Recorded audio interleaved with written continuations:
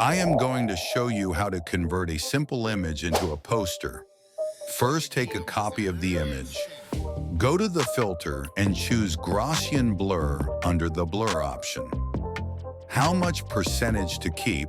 This is completely up to you. Again, we will go to filter, and this time we click on filter gallery.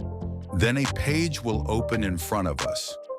On the right side, we will choose Forest and Texture option, and we will adjust distortion, smoothness, and scaling as per your requirement.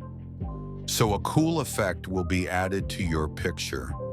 After giving the effect, we will add a layer mask on top of this layer because we have to bring the subject above by erasing the effect. To erase it, we will use the brush tool and keep in mind that black is selected in the colors. Now let us quickly erase this. Here we are making a poster of eyewear brand, so it is important for the sunglasses to be clearly visible.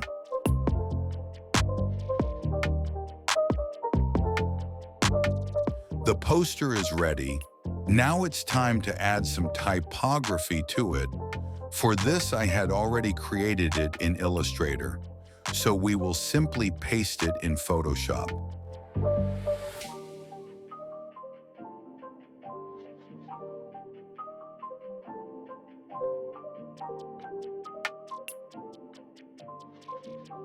The poster is complete, but it is not looking that good.